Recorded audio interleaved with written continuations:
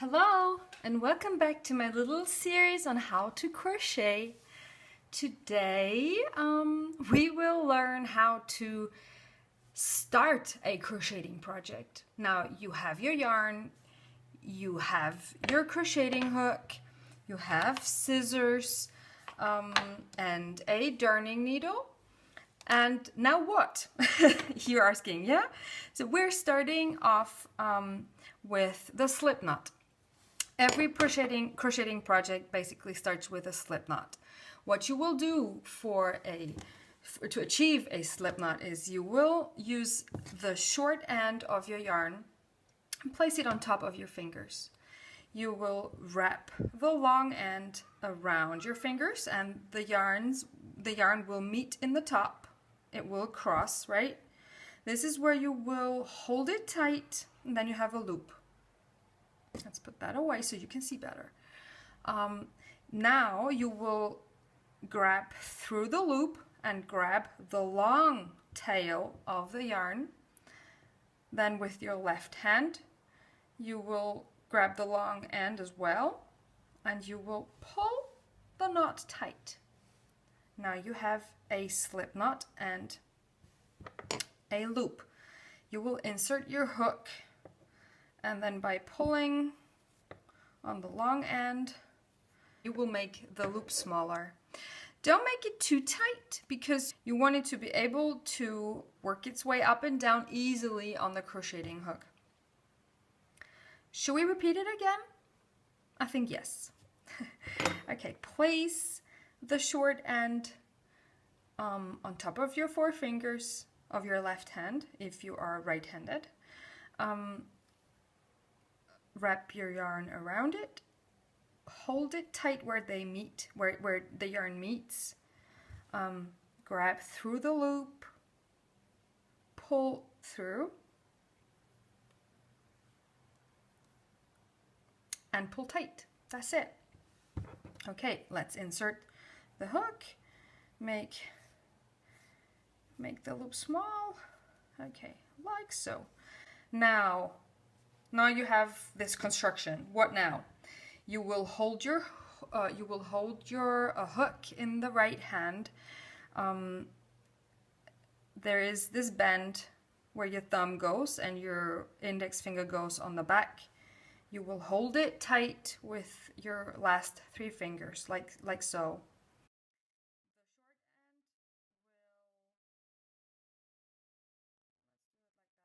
You will grab the tail with your middle finger and your thumb, and you will wrap the yarn, the long end of the yarn, twice around your index finger. Now sometimes the distance between the knot and your finger is too long to crochet, so you just do it again. For that, you will hold the knot, or later you will hold your piece of work with your index and your thumb from the right hand, just to make this motion. And then you will turn and then you are ready to start. Now to start a crocheting project, there are several ways. Today I will show you two, but I will make sure to show you the others in future videos. We will start the chain stitch now. You will hold your crocheting hook like so. You'll notice that the point of the hook will always either point upwards or towards you. Just for a slight moment it will turn that way, but usually it turns upwards. So you will go and grab the yarn and pull through the hoop. And that is a chain stitch. That's actually pretty simple, right? So you will grab the yarn and pull through the loop. Grab the yarn, pull through. Grab the yarn, pull through. Let's do it again. Grab the yarn, pull through. Grab the yarn, pull through. Notice that now my middle finger and thumb from the left hand is not holding the knot anymore, but the piece of work. And I will slightly move upwards to have a better grip on my work. Pull the yarn through the loop. Pull the yarn through the loop. Okay, so this is the chain stitch. You will use it to start a rectangle work. For that, you will crochet as many chains as wide as you want your work. And then you will go and crochet in rows back and forth, back and forth, back and forth. And by that, you will build up your work. There is another way. We can crochet in circles. You would use that method if you wanted to make a hat. If you want to make a hat, you will have to combine the last crochet you made with the first you made. Usually you do this with just 3 or 4 chains, but I figured you can see it better if we do it with a long row of chains. And for doing that, you will need a slip stitch. Now, what is that? That is a super easy crocheting stitch that won't build height but just connect. Insert your crocheting hook into the first V of your work. There is one side of the V and there is the other, and in the middle there is a hoop and we go through that. And then you will grab the yarn, pull through, and now you have 2 stitches on your hook, and you will pull the first stitch through the second. This way, now you have a circle. This is called the slip stitch. Let's do it again. Okay, here we are. This is our crocheted row of chains. We will insert the hook into the first V we made. We will grab the yarn, pull through the first stitch. Now we have 2 stitches on our hook, and we will pull the first through the second, and we have the connection. Okay, now when I started crocheting, my biggest problem was I didn't know where to put the hook and how to count. So let me show you how to count. You have this row of V's. The first one is now a little stretched because we crocheted into it twice.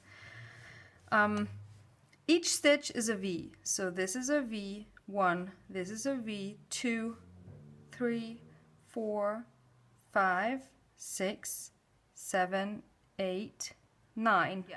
We have a row of 9 chain stitches. Now, why chain stitch? I'll tell you in a second. Let's just turn the work around. Can you see that this looks much like a chain?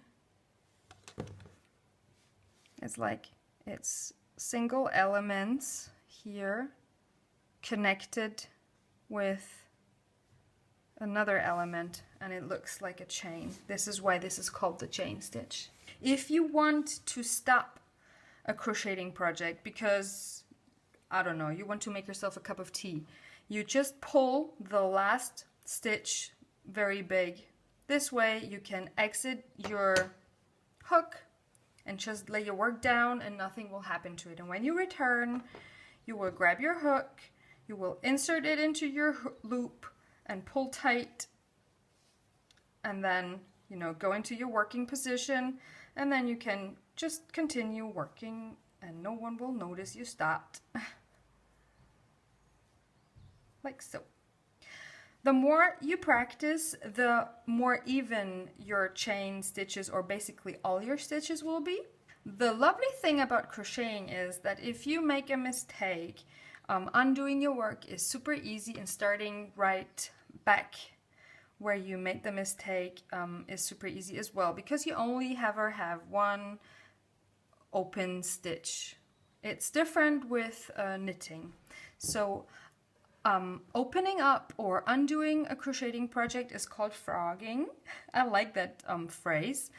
I read up on where that phrase comes from, and some say it's from the sound actually this makes.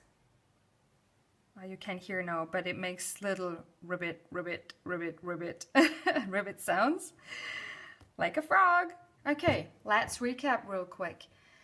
You learned today how to do a slip knot. Place the yarn around your fingers, pull a loop through and pull tight. Place your hook into the loop and start doing the chain stitch by pulling the yarn through the loop, pulling the yarn through the loop, grabbing it, pulling it through. You know how to work a square project. You will continue making chains until you reach the width of your project, and then you will work in rows.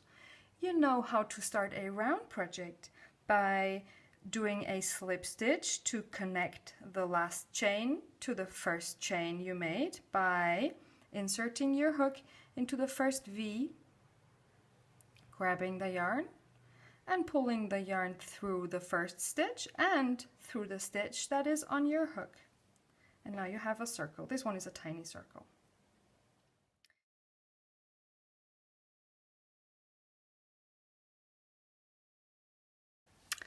And now I will fasten off.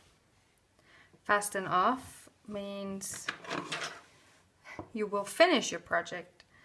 You cut a length of yarn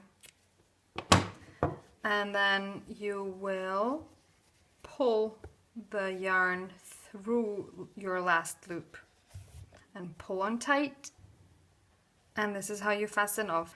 And now we will weave in the ends, and then this basket is done.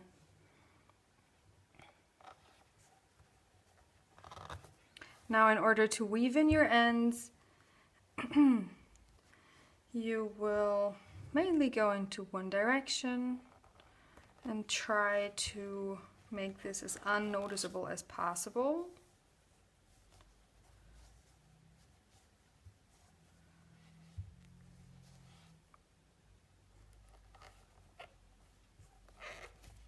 Oops.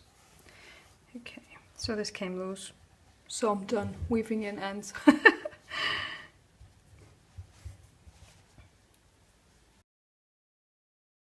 Cut the end. If you pull a little, the end will go under the previous stitch. And there you have it. I hope you enjoyed this little series so far. It's only part 2. As always in my videos, you'll find links to supplies and to other fun projects in the info section below. I hope you give this video a thumbs up and subscribe to my channel. If you hit the notification bell, you will get notified whenever I upload a new video, and I hope you will just do that. Talk to you soon. Bye bye.